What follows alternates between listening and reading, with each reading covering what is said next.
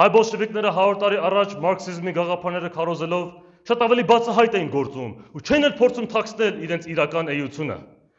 Իսկ մեր օրերի նեոբոլշևիկները այս վերջին 34 տարում հանդես են եկել ազգային մորթիով եւ իրենց ներկայացնելով որպես ազգային գործիչներ։ Սակայն հետզհետե, հատկապես 44 օրյա դավադիր պատերազմից ու Արցախի կորուստից հետո նեոբոլշևիկները ջրի երես են ելնում ու տարեստարի սկսում են ավելի բացահայտ ցուցաբերել իրենց ապազգային էությունը ու ավելի բացահայտ ներկայացնել մեր անկախության դեմ իրենց նպատակները։